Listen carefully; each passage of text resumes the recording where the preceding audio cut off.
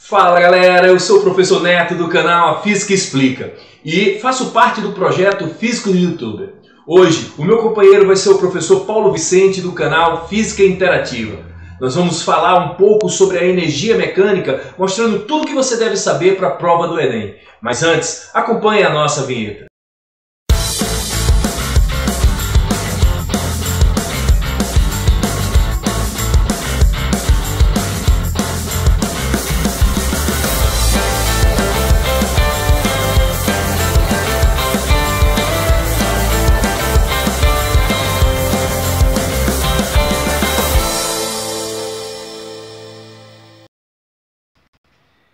Fala galera, então nós vamos nos preparar para entender tudo sobre energia mecânica, como é que ela pode cair a nível de prova. Mas a primeira coisa que a gente tem que perceber é que a energia mecânica é produzida pelo trabalho mecânico e que pode ser transferida entre corpos. Então nós vamos nos preparar para entender o trabalho mecânico, para saber como funciona a energia mecânica, que didaticamente nos livros ela aparece como EM, a energia mecânica, que é igual a EC mais EP. Então, inicialmente, nós vamos entender o que significa a energia mecânica como sendo a soma das energias cinética e potencial de um corpo. Para a gente poder trabalhar com esse processo, a primeira coisa que vem na nossa cabeça é o seguinte: o que é? Como é que eu trabalho a energia chamada de energia cinética? Essa energia cinética, o EC, vai ser a energia do movimento de um corpo. E nós vamos mostrar também para vocês de onde vem a fórmula, como trabalhar com a fórmula da energia potencial. Só ter cuidado com um detalhe. A energia potencial, deixa eu só organizar isso aqui para ficar bonitinho para vocês. A energia potencial, o EP, ela vai ser estudada de duas maneiras distintas. A energia potencial chamada de gravitacional, quando a gente relacionar com a altura de um corpo, a energia potencial gravitacional, e vamos mostrar a energia potencial elástica, que é quando a gente trabalha com a deformação de um corpo. Para a gente poder entender o que é essa energia mecânica, como ela se divide em cinética e potencial, eu não vou só colocar a fórmula para vocês. Eu vou explicar para vocês de onde veio cada uma das fórmulas. E para isso a gente vai fazer passo a passo, começando com a energia cinética e logo em seguida a gente demonstra para vocês a energia potencial, tá ok? Então vamos fazer isso passo a passo. Primeiro vamos falar da energia cinética. A primeira coisa que o aluno tem que se preocupar é o seguinte: de onde vem a fórmula? Qual a unidade que a gente vai trabalhar para isso? Para a gente poder entender, um corpo que está em movimento, ou seja, um corpo que possui massa e que está em movimento com uma velocidade, devido à ação de uma força, ele possui uma energia cinética. Mas eu quero que você acompanhe comigo três pontos importantes. Primeiro nós vamos falar de uma coisa chamada equação de Torricelli. A equação de Torricelli, que é utilizada no movimento uniformemente variado toda vida que não é mencionada o tempo, ela apresenta a fórmula como sendo velocidade final ao quadrado, velocidade inicial ao quadrado, mais 2 vezes a aceleração vezes o deslocamento do corpo. O que é que eu quero que a gente pense na equação de Torricelli? Que essa velocidade que está inicial, ela vai passar para o outro lado com um sinal negativo. Então vai ficar velocidade final ao quadrado menos velocidade inicial ao quadrado, 2 vezes A vezes D. Daí nós vamos chegar a uma conclusão, que o 2 que está multiplicando, ele passa para o outro lado dividindo, e a aceleração vezes o deslocamento, ele vai ser igual a velocidade final ao quadrado, menos a velocidade inicial ao quadrado, dividido por 2. É a primeira coisa que nós vamos levar em consideração, é exatamente a equação de Torricelli adaptada. Veja que a gente só fez dizer que aonde eu tenho AD, aceleração vezes deslocamento, é a mesma coisa que velocidade final ao quadrado, menos a velocidade inicial ao quadrado, dividido por 2, que veio da equação de Torricelli. Agora, nós vamos precisar da segunda lei de Newton. A segunda lei de Newton, que é conhecida como princípio fundamental da dinâmica, pelo fato de ser, assim como Torricelli, importante para demonstração da fórmula da energia cinética. A segunda lei de Newton diz que a força resultante sobre um corpo é igual à aceleração por ele adquirido. A fórmula do fui muito amado, ok? E para concluir essa ideia, nós vamos precisar do que a gente chama de trabalho mecânico, porque a gente viu pela própria definição que o trabalho ele vai ser convertido, esse trabalho mecânico ele vai ser convertido em energia. Então é esse trabalho mecânico que nós vamos mencionar agora para vocês, representado pelo tal, que diz que o trabalho de uma força resultante é o produto da força pelo seu deslocamento. Então nós temos aqui 3 fórmulas, e essas 3 fórmulas vão dar origem, vão explicar como chegar na equação que representa a energia cinética de um corpo. É importante que você entenda isso. Então vamos lá. Então eu posso chegar à seguinte conclusão. Olhem só. Se trabalho é força vezes deslocamento, a força está no mesmo sentido do movimento, logo ele favorece o movimento, o trabalho é motor, e aí o corpo ganha uma energia, essa energia de movimento.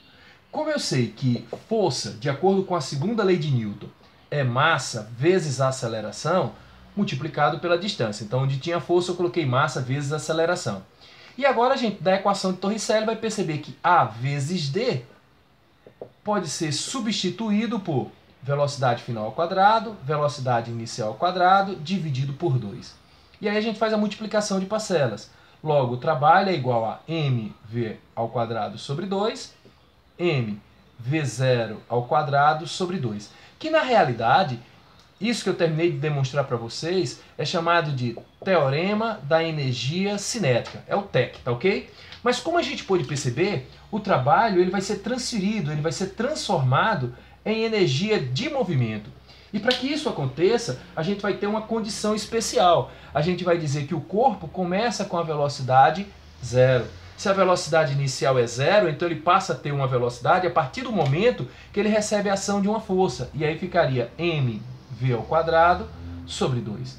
Perceba que com isso a gente demonstrou qual é a fórmula da energia cinética, mv ao quadrado sobre 2, Maria V ao quadrado sobre 2, que também algumas pessoas preferem colocar um meio de mv ao quadrado, que obviamente é a mesma coisa.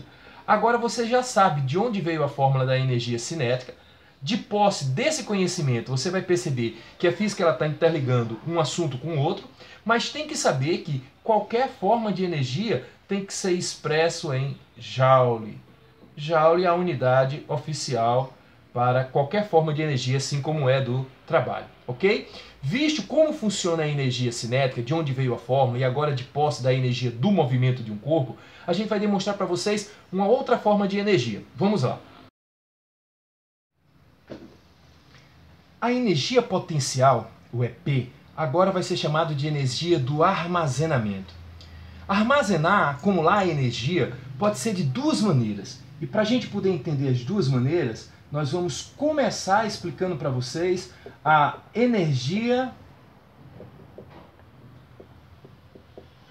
potencial gravitacional. Perceba que eu vou trabalhar com uma divisão da potencial de 2 maneiras. Eu vou trabalhar com a energia potencial gravitacional toda vida que ele armazenar uma coisa chamada de altura. Então, é o armazenamento pela altura, que fique bem claro isso.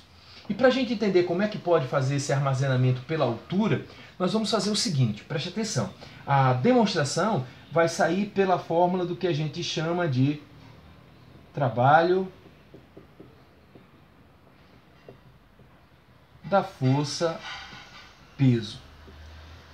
Como eu já falei para vocês, a energia é uma forma de trabalho que vai ser transferida, só que agora transferida em forma de armazenamento pela altura de um corpo. Para isso, nós vamos precisar de uma coisa relativamente simples, que o aluno imagine uma superfície, que pode ser uma superfície horizontal. Nós vamos colocar aqui um NR, um nível de referência.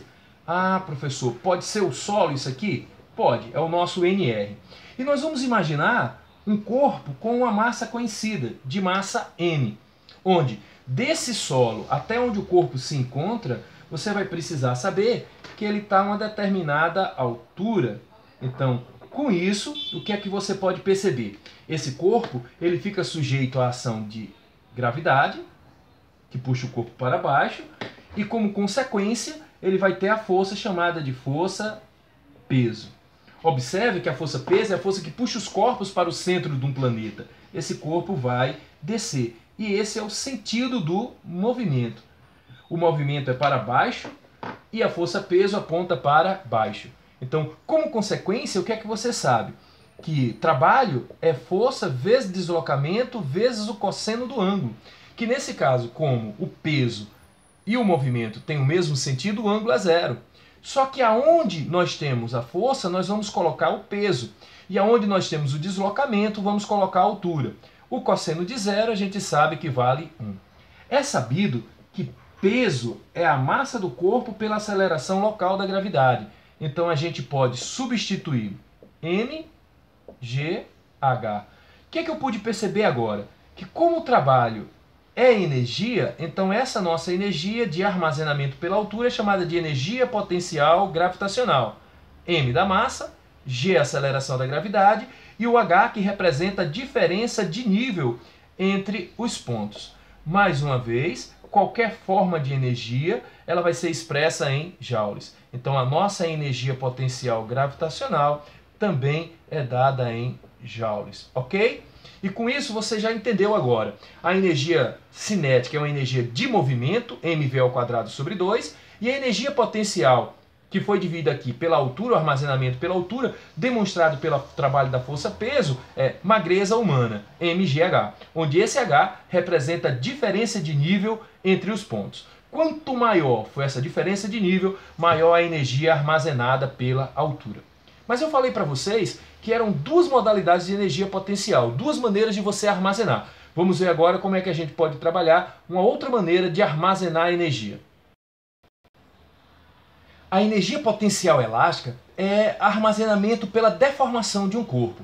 E quando a gente fala deformação de um corpo, vem na nossa cabeça, a primeira coisa que vem na nossa cabeça é a ação de uma mola que foi distendida ou comprimida. Então eu quero que você imagine essa situação. Nós vamos ter uma mola no seu tamanho natural. É sabido que ele possui uma constante elástica que determina a sua natureza, de que é feita a mola. Então esse K representa a constante elástica da mola, não é? Então de que é feita a mola. E nós vamos perceber, por exemplo, que alguém vai aplicar uma força externa. E se vai aplicar uma força externa, vamos imaginar, por exemplo, que essa força fosse uma força F puxando, esticando a mola, você vai perceber que a partir desse momento, olha para cá, ó, ela sofre o que a gente chama de distensão. Esse X é a deformação sofrida pela mola, mas aí a gente observa uma coisa muito interessante, que você tem que levar em consideração a isso. A mola recebe a ação de uma força restauradora. Essa força restauradora, conhecida como a lei de Robert Hooke, ou a força de Hooke, ela mostra pra gente que a força elástica ela tem um sinal negativo por ser restauradora, que depende da natureza da mola, que é o K, e é diretamente proporcional à deformação sofrida pela mola. Essa é a representação da força elástica. Aí você diz, quer dizer, professor, que a força elástica ela não é constante? Não. Enquanto a mola estiver sendo esticada ou comprimida, ela vai apontar sempre para o seu tamanho natural, para a origem. E ela vai depender diretamente do tanto que ela foi deformada. Então, como a gente já aprendeu, quando a gente tem uma força, e essa força, prestem bem atenção nisso, a força ela variar no decorrer do tempo, se a força variar, a única forma de encontrar o trabalho é quando você faz a área de um gráfico. Ou seja, você vai representar a força em função do deslocamento, que no caso a força que a gente está se referindo aqui é a força elástica, em função de um deslocamento que seria o X. E aí a gente percebe que essa força sendo deformada, ela vai apresentar para a gente, a partir da origem, quando ela está no seu tamanho natural, e na medida que ela for distendida, ela vai aumentando o valor da força. Então você percebe que vai chegar um limite. Esse limite é chamado de deformação máxima sofrida pelo corpo, onde a gente vai chamar de X. A partir da origem ele foi distendido e em módulo nós temos o chamado Kx, que é a própria força elástica. Mas como eu disse para vocês, toda vida que a força variar, o trabalho de uma força variável ele é numericamente igual à área do gráfico da força pelo deslocamento. Então você vai ter a força e o deslocamento de um corpo representando a área. Nesse caso particular, nós temos uma área de um triângulo. Perceba que essa figura que eu estou rachurando em azul, que eu estou pintando em azul, ela representa a figura de um triângulo. E aí eu posso dizer que o trabalho é base vezes a altura sobre 2.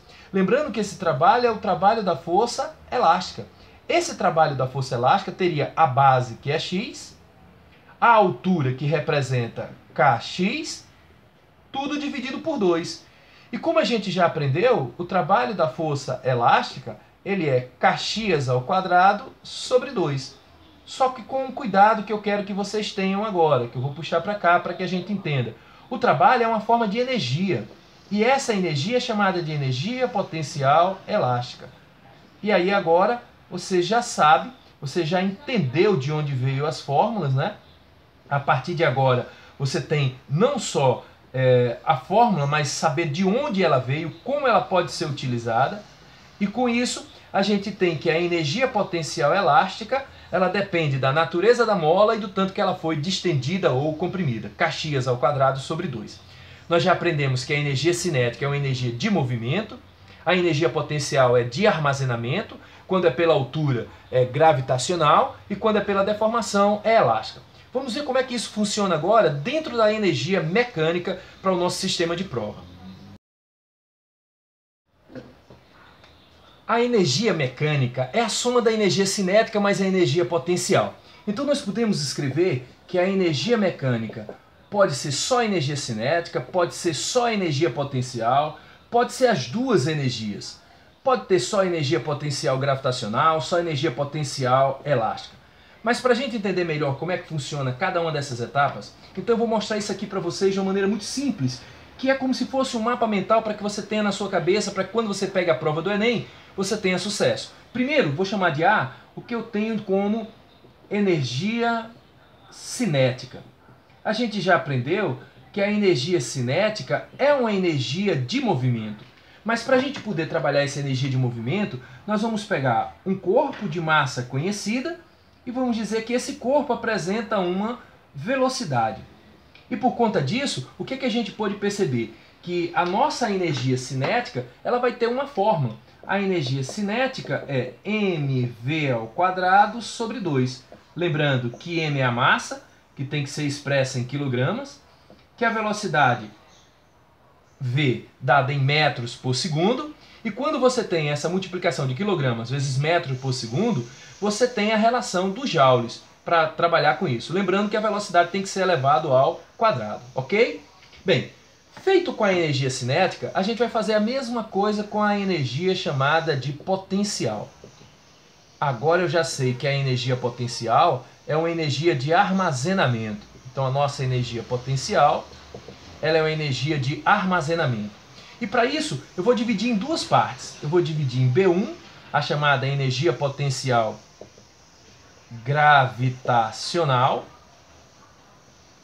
e eu vou colocar o B2, que eu vou dizer que é a energia potencial elástica. Observe que quando eu estou falando na energia potencial gravitacional, eu estou relacionando com a altura em relação ao NR, ao nível de referência. Um corpo que possui uma massa, que está sob influência de uma aceleração da gravidade, e que quanto mais alto ele tiver em relação ao NR, quanto maior for a diferença de nível, maior será a sua energia potencial gravitacional, que a gente diz que essa energia é a magreza humana, mgh. Também bem fácil de ser lembrado, a energia relacionada com a altura, ok?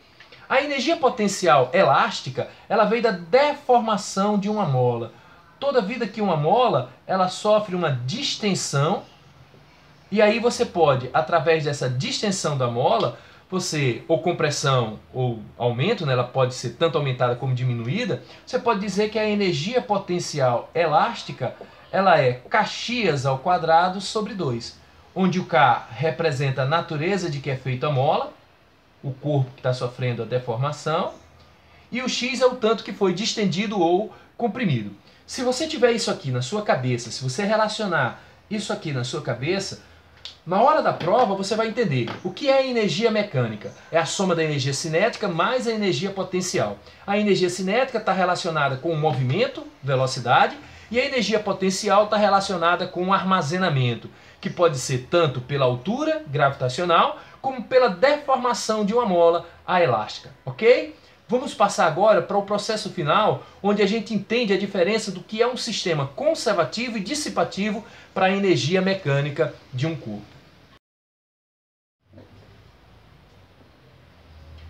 Para o sistema conservativo, a gente vai desprezar qualquer forma de atrito, qualquer forma de resistência, qualquer força que se oponha ao movimento do corpo, porque quando se fala em conservativo, vem logo à nossa mente que a energia mecânica ela tem que permanecer constante e diferente de zero.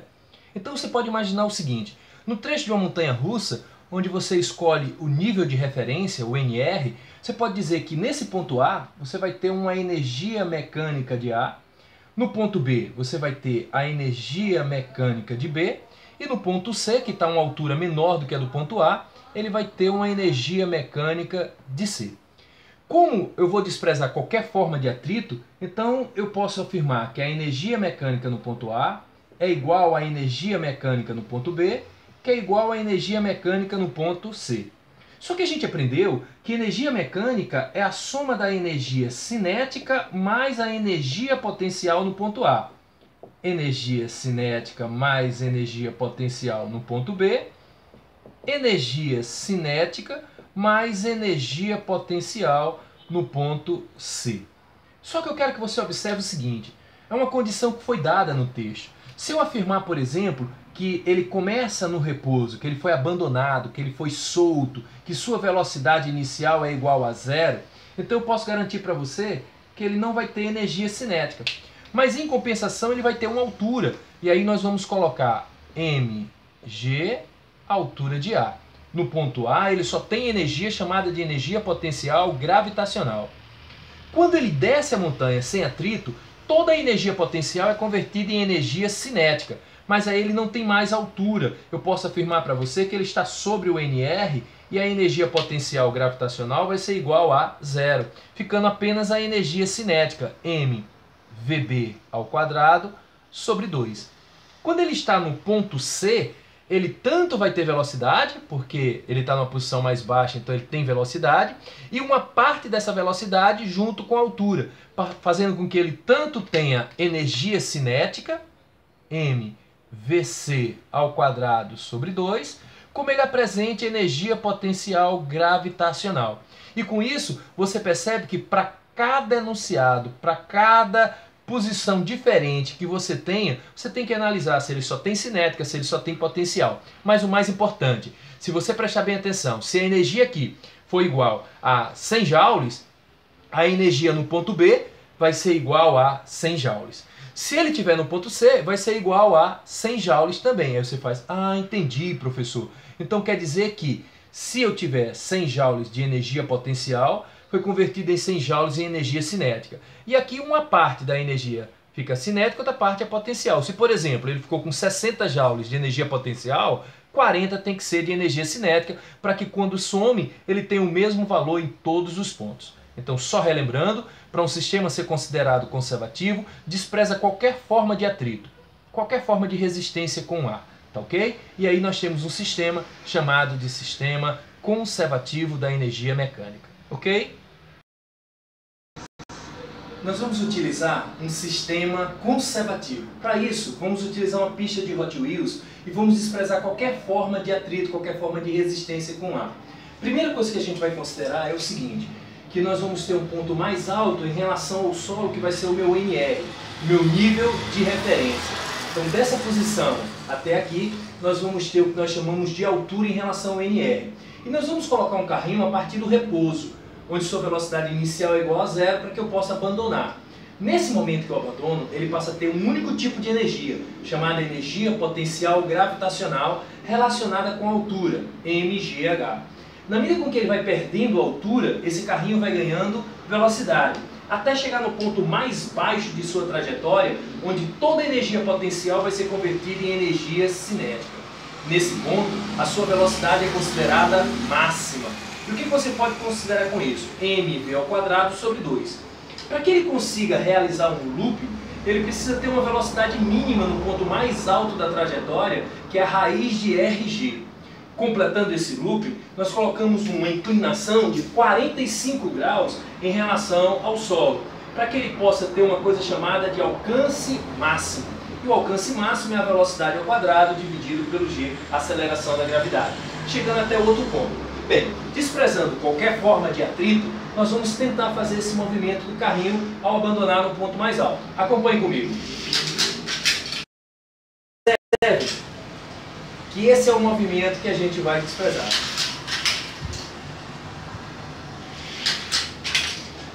Show de bola! Vamos tentar fazer esse mesmo movimento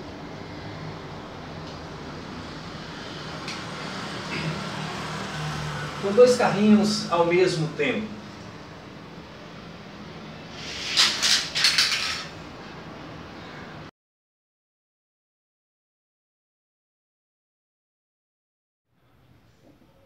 Quando o sistema é dito dissipativo, então a gente vai levar em consideração o atrito e uma parte da energia vai ser perdida em forma de calor. Então essa energia chamada dissipativa é a mesma coisa que o trabalho da força da resistência, a força de atrito. A energia mecânica é a energia que é convertida, transformada. Por exemplo, no ponto mais alto, vamos dizer que a energia mecânica no ponto mais alto, ela vai ser igual à energia mecânica no ponto mais baixo, mais a energia mecânica que foi dissipada, que foi perdida em forma de calor devido ao atrito. Então, se por exemplo você tem 100 joules de energia no ponto mais alto, quando ele chegar no ponto mais baixo com 80 joules de energia, você pode dizer a diferença é o que representa a energia dissipada que foi provocada pelo atrito do corpo da pessoa com o material de que é feito. Então, num sistema chamado dissipativo, parte da energia é perdida em forma de calor, tá ok? Geralmente provocado pelo trabalho da força de atrito. E esse é o sistema chamado dissipativo.